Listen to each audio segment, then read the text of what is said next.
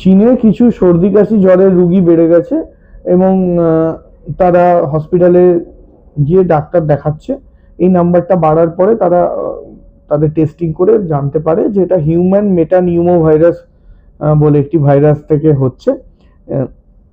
কিছুদিন আগেই চীনে আরো দুটি বুকের ইনফেকশন হয়েছিল, যেটার মধ্যে একটি হচ্ছে আমাদের চিরাচরিত ইনফ্লুয়েঞ্জা এবং একটি ব্যাকটেরিয়া, তার নাম হচ্ছে মাইকোপ্লাজমা, সেটাও চীনে বেড়েছিল এবং সেই সংখ্যাটা কিন্তু এখনো বৃদ্ধিতেই আছে, যথেষ্ট বেড়ে আছে। তারই মধ্যে এই সংক্রমণটি হয়েছে হিউম্যান মেটানিউমো ভাইরাসে।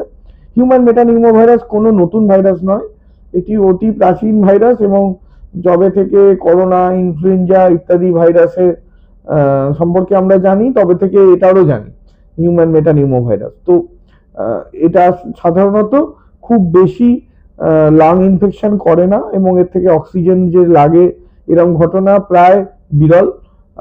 সেই অর্থে এটি একটি মামুলি শ্বাসনালী ইনফেকশন করা ভাইরাস হিসেবেই আমরা ভাবি। তবে যদি রোগীর প্রচন্ড অসুস্থতা থাকে, ধরুন বোন ম্যারো ট্রান্সপ্ল্যান্টেশন হয়েছে বা কেমোথেরাপি চলছে, এরকম ধরনের যদি রোগীর অবস্থা হয়, সেই ক্ষেত্রে দেখা যায় যে হিউম্যান মেটানিউমো ভাইরাস থেকে কিন্তু সিরিয়াস ঘটনা ঘটতে পারে। যে কোনো রেসপিরেটরি ইনফেকশন শিশু এবং বয়স্কদের মধ্যেই বেশি সিরিয়াস অবস্থায় দেখা যায়। এক্সেপ্ট আমরা করোনার সময় উল্টো দেখেছিলাম বাচ্চারা খুব ভালো টলারেট করছিল, সেটা কিন্তু কোভিড-19 আমরা দেখেছিলাম যে বাচ্চারা অতটা সিরিয়াস হচ্ছিল না। সেটা এখনো অবধি বাচ্চারা হিউম্যান মেটানিউমো ভাইরাসই বেশি অসুস্থ হন বড়দের থেকে, এবং এই অসুস্থতাতে দুর্বলতা এবং সর্দি কাশি জ্বরের পরে তার শারীরিক সক্ষমতা হতে সময় লাগা, এইগুলোর মধ্যেই বেশি সীমাবদ্ধ থাকে। তার মানে গলা ব্যথা, জ্বর, সর্দি, হাঁচি, তার সঙ্গে হাত পা ব্যথা প্রচন্ড, এইরকম ধরনের ভাবে এই উপসর্গগুলো দেখা যায় এবং কোনো কোনো ক্ষেত্রে শ্বাসকষ্ট হয়, সেই সংখ্যাটা খুবই কম।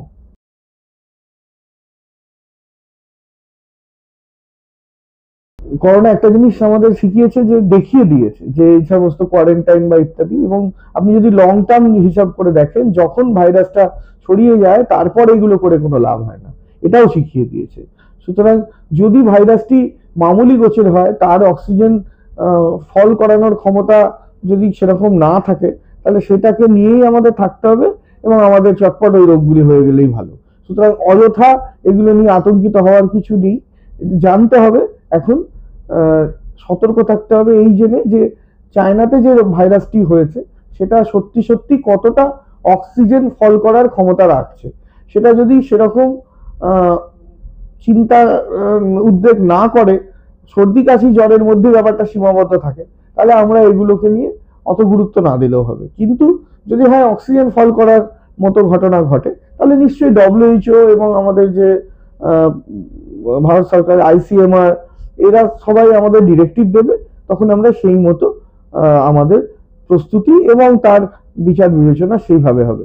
অযথা আমরা চায়নায় কোন প্রভিন্সে কতগুলো কেস বেড়েছে সেটা নিয়ে আমরা এখানে চিন্তিত হয়ে যাব, ভ্রুকুটি করে ঘুরে বেড়াবো, সেইগুলো কোনো আপাত দৃষ্টিতে এগুলো করা অবাঞ্ছনীয়। এখন নিয়ম মেনে কিছু চলার দরকার নেই। নর্মাল আমরা হাইজেনিক প্র্যাকটিস যেগুলি করি, যেমন খেতে যাওয়ার আগে হাত ধোয়া, বাইরে থেকে ফিরলে হাত পা ধোয়া, রুগী দেখার সময় দুটো রুগীর মাঝে স্যানিটাইজ করা হাতকে, আমাদের যারা ল্যাবরেটরি ওয়ার্কার আছে তাদের যে ল্যাবরেটরি সেফটি সিকিউরিটির যে আমাদের নিয়মগুলো আছে সেগুলোকে একটু কড়াভাবে দেখা, এইগুলোর মধ্যেই নিজেদেরকে সীমাবদ্ধ রাখা উচিত। এবং করোনার সময় আমরা আবার এগুলো খুব ভালো মতোই শিখেছিলাম, হয়তো আমরা ভুলে গেছি, তাই হয়তো ভগবান আমাদের আবার মনে করিয়ে দিচ্ছেন। WHO তো একটা জেনারেল নির্দেশিকা দিয়েছেন যে এটা নিয়ে বেশি প্যানিক করার দরকার নেই, ওনারা এটা অবজার্ভ করছেন। তো এক্ষুনি ওটা নিয়ে অত ঘাবড়ে যাওয়ার মতো ঘটনা কিছু ঘটেনি বলেই পাঠিয়েছেন ওরা।